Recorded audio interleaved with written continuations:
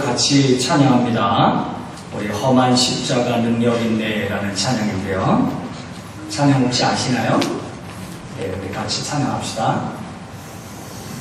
모르시면 가사를 보시면서 은혜를 같이 나눕시다.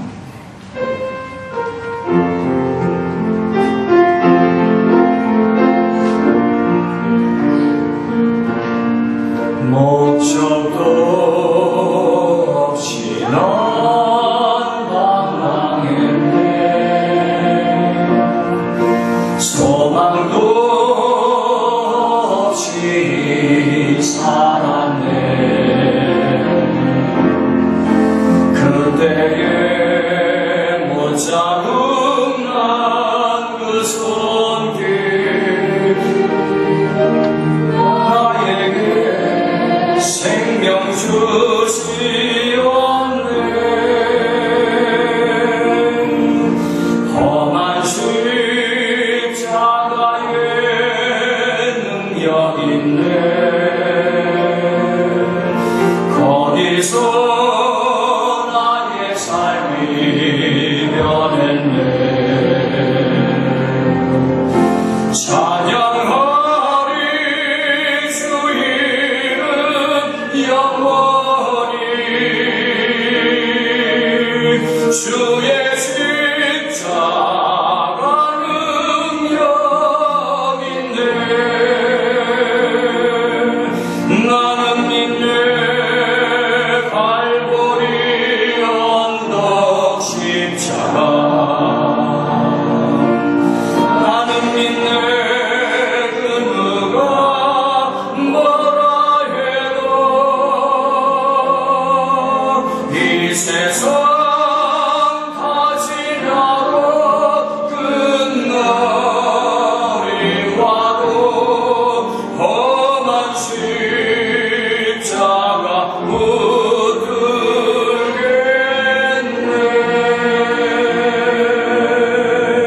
할렐루야. 오늘 이 아침에 오신 여러분들을 주의 이름으로 축복합니다. 처음에 시작이 막 매끄러워야 설교 끝까지 은혜롭게 잘 할 수 있는데 이 시작을 예쁘게 잘 못해요. 제가 고민을 참 많이 했어요. 뭐로 시작을 하면 좋을까. 그러다가 4살짜리 어린아이가 맥도날드 햄버거를 먹고 아직 밝혀지지 않았지만 심장 투석을 받는 일이 마음에 이렇게 자꾸 와닿았어요. 물론 이것이 앞으로 장기전이 될 수도 있겠지만 우리가 늘 빠름을 추구하다가 결국 우리가 그 빠름의 결과를 얻은 결과가 아닌가 그런 생각을 해요.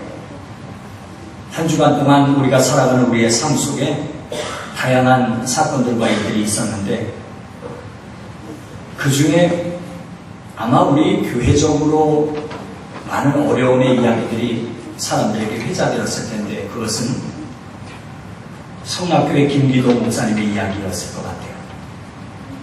SBS의 그것이 알고 싶다에 이 김기도 목사님이 나왔는데 저는 그 프로그램을 끝까지 다 보지 못하고 인터넷을 통해서 대강만 보았습니다만 참 가관이더군요. 얼마나 많은 사람들이 또 실망했을까 이런 생각을 하게 되고 제 설교가 지난주부터 유튜브에 올라가서 제 말이 더 어눌해졌어요. 기록에 남기 때문에.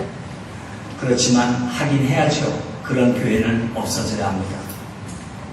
점점 없어져야 하고 그리고 다시 갈라져야 하고 거기서 새로운 새순이 올라와야 합니다.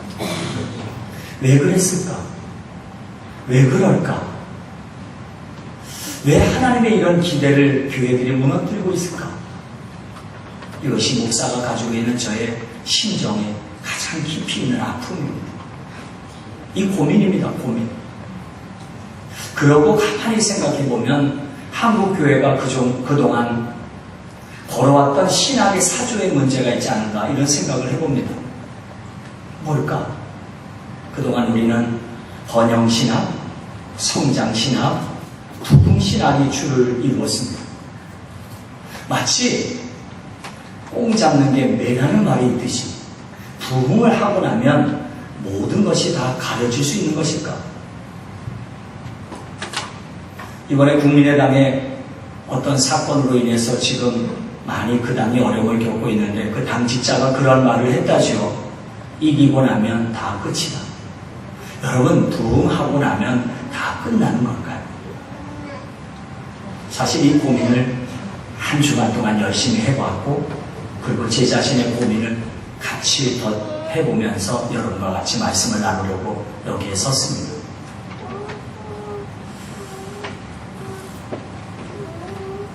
제 책상 머리에는 이런 문구가 있습니다. 나는 어디서 와서 어디로 가는지 아노라. 오늘 우리가 읽은 본문의 14절에 있는 말씀을 요약해서 써놨습니다. 나는 어디서 와서 어디로 가는지 아노라. 왜 그럴까? 답이 하나 나왔습니다. 어디서 와서 어디로 가는지가 분명하지 않습니다. 오늘 저는 여러분과 이 요한복음 8장의 본문을 선택을 했지만 사실은 이 본문에 가능하다 잡혀온 여인에 대한 이야기를 하려는 것이 아닙니다. 그 중에 이 8장 14절이 너무너무 좋아서 전체를 읽었을 뿐입니다. 여러분, 어디서 와서 어디로 가는지 아노라.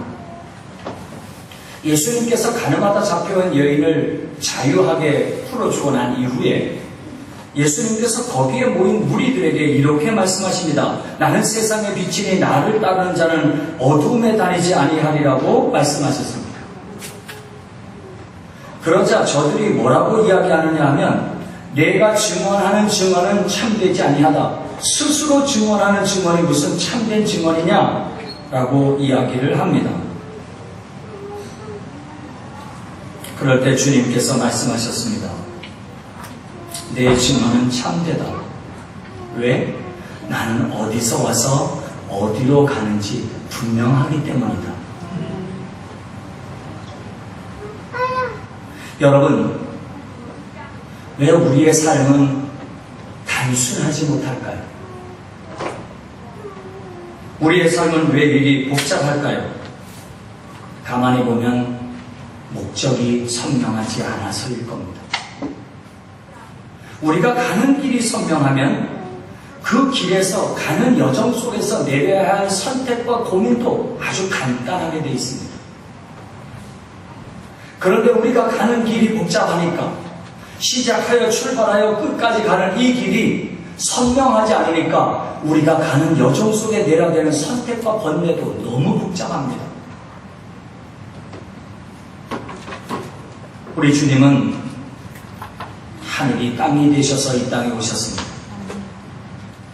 우리 주님은 십자가를 그 마지막 삶의 정점으로 두셨습니다. 지금 내가 어디서 와서 어디로 가는지 안다는 이 말은 바로 그 말입니다. 그렇기 때문에 주님의 삶은 복잡하지 않았습니다. 그렇기 때문에 주님의 삶은 두렵지 않았습니다. 주님이 어떤 기로 앞에서 선택해야 할 때 그 선택은 불편하지도 않았습니다.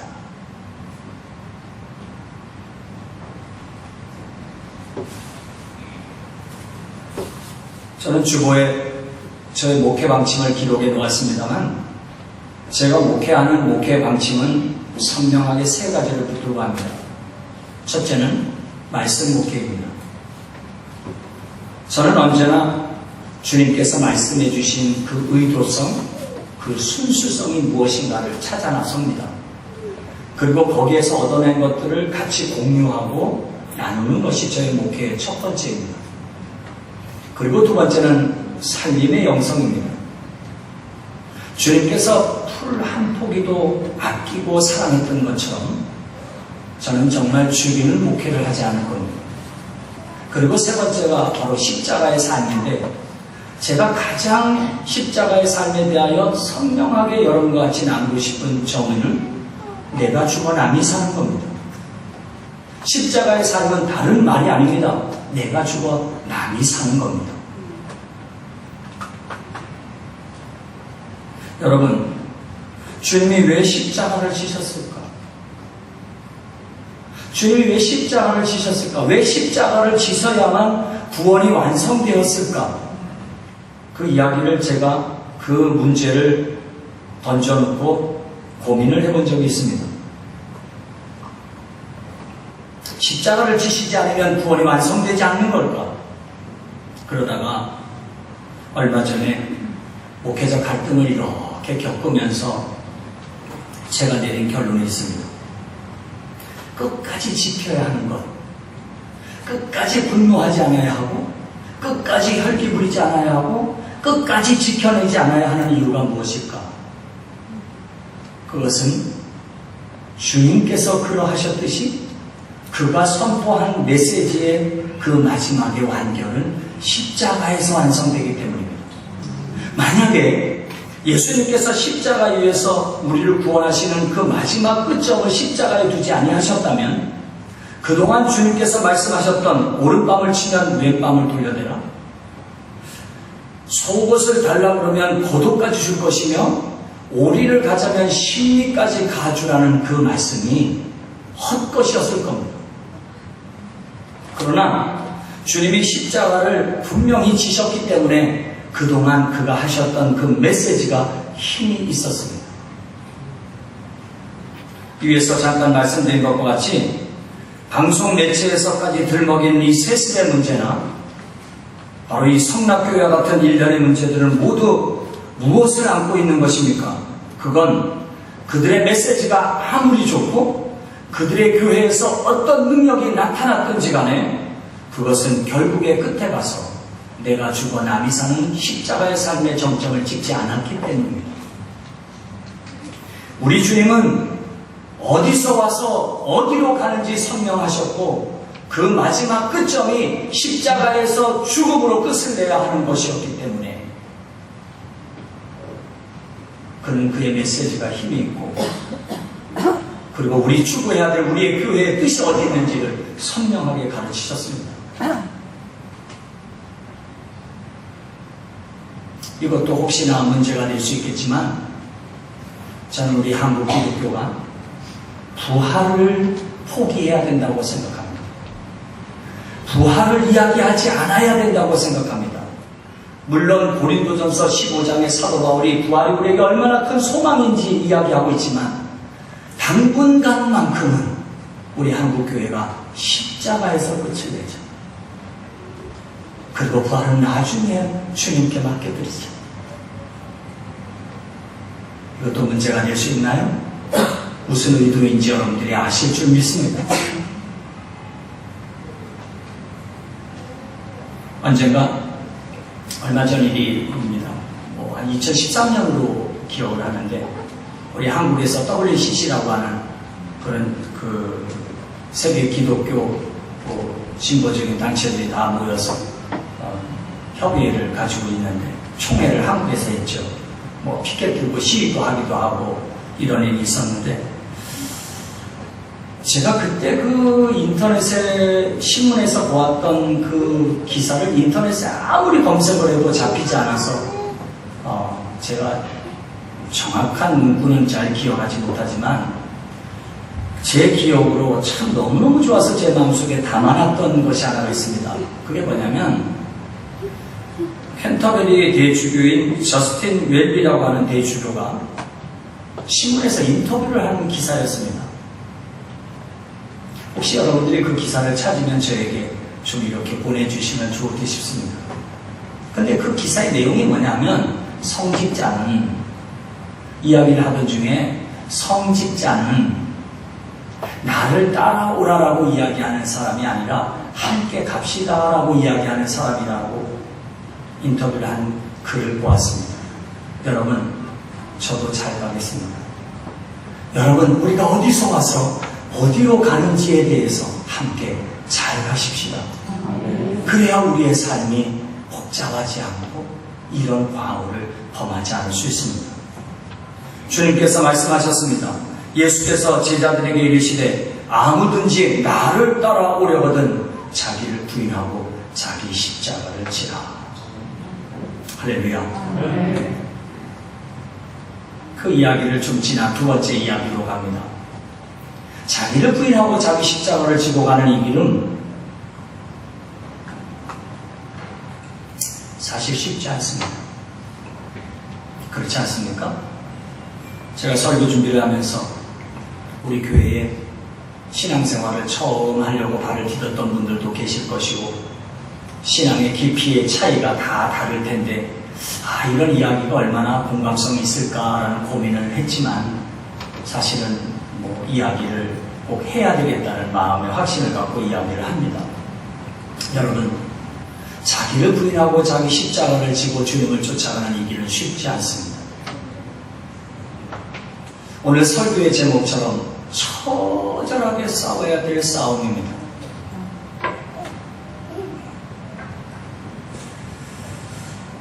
그 말씀의 중심을 사도 바울의 말씀을 인용합니다. 바울 사도가 내가 한 법을 깨달았노니 곧 선을 행하기 원하는 나에게 악이 함께 있고 내 속으로는 하나님의 법을 즐거워하되 내 지체 속에는 다른 한 법이 내 마음의 법과 싸워 내 지체 속에 있는 죄의 법으로 나를 사로잡아 가는도다. 그러면서 그 끝을 이렇게 얘기합니다. 오호라 나는 곤고한 사람이다. 이 내면의 싸움, 이 내면의 싸움이 얼마나 힘들고 어려웠으면 사도 바울조차도 나는 곤고한 사람이라고 고백을 합니다. 지난 월요일에는 제가 저희 신학교 동기 목사님들하고 강원도에 1박 2일을 다녀왔습니다. 저희 고향에. 제가 다 안내하고 맛있는데 모셔다 드리고 아주 행복하게 하룻밤 자고 왔는데 그 형님들하고 하룻밤을 자고 오면서 자꾸 제 속에 걸리는 게 하나가 있는 거예요. 그게 뭐냐면 여러분 꼭 용서하고 들으십시오.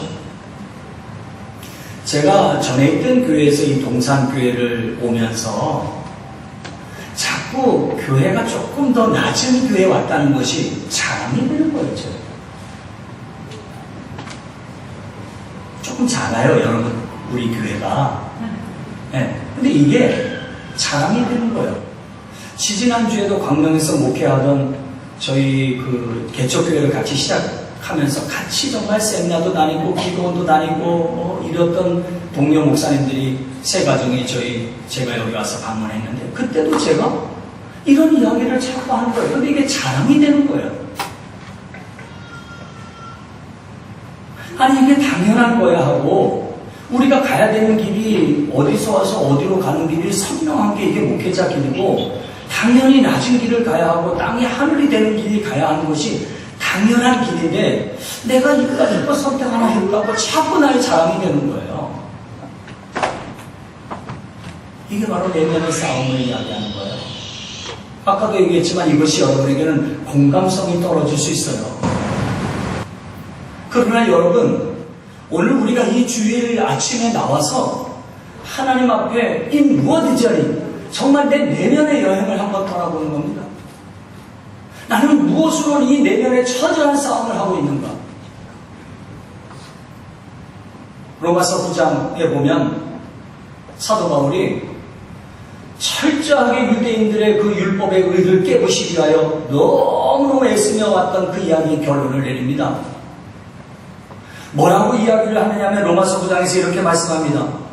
그런즉 우리가 무슨 말하리요? 의를 따르지 아니한 이방인들은 의를 얻었고 믿음에서 난 의를 얻었다. 의의 법을 따라간 이스라엘은 율법에 이르지 못하였으니 어찌 그러하냐? 이는 그들의 믿음을 의지하지 않고 행위를 의지함이니라. 그것이 그들에게 부딪히는 돌이 되었다. 하나님께 나아가는데 이것이 부딪히는 돌이 되었다는 겁니다. 하나님께 나가는데 걸리는 돌이 되었습니다. 어디서 와서 어디로 가는지 선명한 삶을 살아내는 그 여정에, 그 노정에 우리가 힘써 싸워야 되는 게 있습니다. 자칫 잘못하면 우리가 걸려 넘어지는 것이 우리의 내면에 너무 많기 때문에 그렇습니다. 제가 제 이야기를 한 것처럼 아주 당연히 그래야 되는데 이것이 나의 자랑이 되는 것처럼 여러분에게는 어떤 내면의 싸움이 있습니까? 우리는 보통 만나면 표면적인 이야기만 하게 됩니다. 테니스를 치는 목사님과 만나면 테니스의 포핸드가 어떻고 백핸드가 어떻고 지금 7월 3일부터 지금 입고 있는 윈블던에 누가 잘 치고 있고 늘 표면적인 이야기만 하게 됩니다. 그렇지만 오늘 우리가 말씀 앞에 깊이 고민해 봐야 하고 우리가 이 말씀 앞에 우리의 내면을 두드려 봐야 하는 것은 다른 것이 아니라 정말 이 여정을 잘 가고 있으면 그리고 그 여정을 가고 있는 이 순례자의 길 속에 나는 어떤 처절한 싸움을 하고 있는가, 이것을 정확하게 주님께 묻고 가야 합니다. 이 고민을 해보고 가자는 겁니다. 표면적인 이야기와 이 영적인 깊이 있는 이야기의 차이를 아주 쉬운 예를 하나 든다면 성 어거스틴의 고백록에 보면 이런 이야기가 있습니다. 어거스틴은 자기 집 담 너머에 넘어온 남의 집 과실을 따먹고 난 이후에 내가 왜 이것을 도둑질했지? 라는 것 가지고 문제로 삼지 않고 왜 우리 집에도 그 과일이 있는데 그 과일을 따먹었을까? 이것 가지고 고민했습니다. 여러분, 오늘 이 시간역에 나온 우리는 바로 이런 내면의 처절한 싸움에서 꼭 이겨냈어야 할 줄 믿습니다. 수요일날 로마서를 강의하면서 참 그러니까 성경을 연구하면 연구할수록 참 재미있는 신비로움이 많아요. 그 로마서 2장 16절에 보면 나의 복음에 이른 바와 같이 하나님이 예수 그리스도로 말미암아 사람들의 은밀한 것을 심판하시는 그날이라는 구절이 있습니다. 이거 뭐 배경을 다 이 주일날 설명을 할 수 없지만 이 이야기는 어디서 시작되어서 어디에 온 16절인가 하면 사도 바울이 로마서 3장 23절까지 끌고 갑니다. 모든 사람이 죄를 범하여서 하나님의 영광에 이르지 못하더니 라는 이것을 끌고 가기 위해서 이방인들의 죄를 낱낱이 지적하고 유대인들의 죄를 지적합니다. 그런데 이 유대인들의 죄를 지적하는 가운데 가장 큰 중심의 지적은 무엇인가 하면 유대인들이 율법을 가지고 있는 그것이 자기들에게 의가 되었습니다. 그러면서 그 율법을 가지고 자꾸 이방인들을 판단하는 죄를 저지르게 됩니다. 그런데 그 이야기의 말미에 와서 사도 바울이 로마서 2장 16절에 있는 이 말씀을 하는 겁니다. 나의 복음에 이른 바와 같이 하나님의 예수 그리스도로 말미암아 사람들의 은밀한 것을 심판하는 그날이 있다. 너희들의 은밀한 것을 심판하는 그날이 있을 것이라고 선언을 합니다. 그런데 여기에 참 은혜가 된 건 뭐냐면 이 은밀하다는 말이 하나님께서 심판하실 때 우리가 숨어서 나 혼자만 있는 것 같이 착각할 때 그때 범하는 죄까지 심판하신다. 이런 뜻으로 아주 쉽게 해석이 될 수 있습니다. 그래도 틀리지 않습니다. 그런데 이 본문을 번역한 번역본들을 몇 개 번역본들을 찾아보니까 마음에 와서 확 부딪히는 번역이 하나 있었습니다.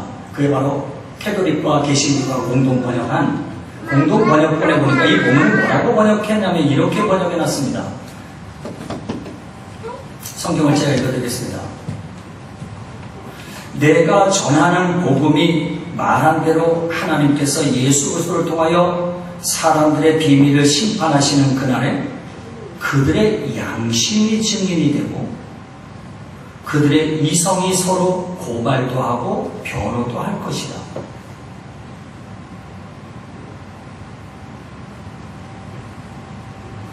은밀하다는 말은 사람이 아무도 없는 데서 조심해야 된다, 이런 이야기로 쉽게 해석이 될 수 있는데 그게 아니라 이 은밀하다는 말은 양심과 이성이라는 겁니다.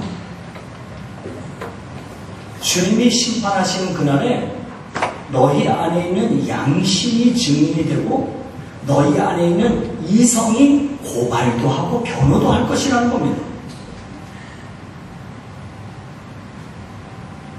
하하. 그러고 보면 우리의 양심 관리를 잘해야 합니다. 그리고 보면 우리의 이성 관리를 잘해야 합니다. 이게 남에게 보여지지 않는 것이지만 그것이 은밀한 곳이요. 그것이 언젠가 그 양심이 증인이 되고 그 이성이 변호도 하고 우리를 고발도 할 것이라는 겁니다. 그것이 심판의 대상이 될 것이라는 겁니다. 여러분, 이성이라는 것이 무엇입니까? 이성이라는 것이 하나님께서 우리에게 무엇인가 판단할 수 있는 능력을 주신 것이 이성입니다. 데카르트는 뭐라고 이걸 이야기했느냐 보니까 이런 이야기를 했습니다. 이성은 만인이 태어날 때부터 이성의 능력이 평등하게 주어졌고 이 이성은 양식 혹은 자연의 빛이다 그랬습니다. 우리에게 평등하게 다 주어진 게 이성이고 그것이 하나님께서 비추신 빛이라는 겁니다. 여러분, 오늘 우리가 한번 싸워봐야 될 것이 이겁니다. 그냥 겉껍데기만 가지고 논란하는 것이 아니라 내 속에 있는 은밀한 양심, 내 속에 있는 은밀한 이성, 이런 것들이 내가 주님을 따라가는 이 길에 어떤 고민을 하고 있는가?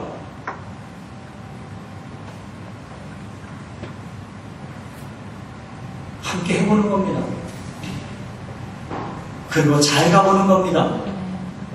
동산교회 성도 여러분, 끝까지 잘 가보십시다.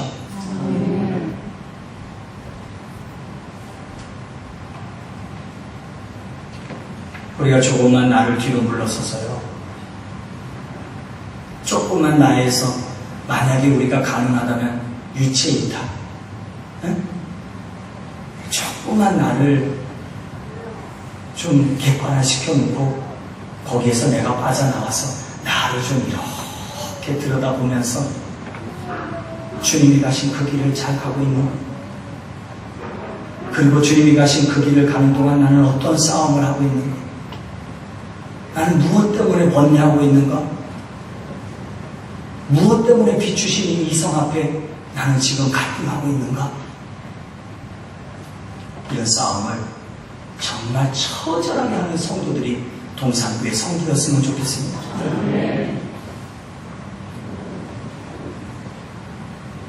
이게 내면의 여행이라면, 이것이 내면의 여행이라면 이제 마지막으로 밖을 향한 여행을 한번 떠나보시면 좋을 듯 싶습니다. Outward journey. 정말 내면이 이런 갈등, 이런 번뇌로 주님 앞에 나를 비춰 내기를 원한다면 이제 밖을 향한 우리의 여행은 사람과 이웃이었으면 좋겠습니다.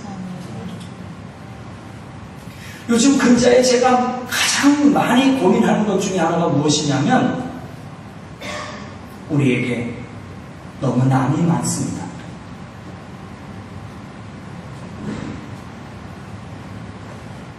언젠가 우리가 그 영상을 교회에서 한번 볼 기회가 있으면 좋겠는데 지금은 고인되셨지만 그 할아버지 한 분, 이춘서 할아버지인가? 그 할아버지가 지하철을 타면서 나는 자유야, 내릴 때도 나는 자유야, 그런 할아버지 한 분이 계셨습니다. 기자가 그를 추적해 갔는데 이분이 마치 정신병자 같습니다. 그런데 집에 가보면 멀쩡한 어르신입니다. 그리고 그의 과거도 독립운동을 하셨나? 하여간 대단한 이력을 갖고 있습니다. 그런데 그분이 의식을 가지고 나는 자유가 그러면서 다니십니다.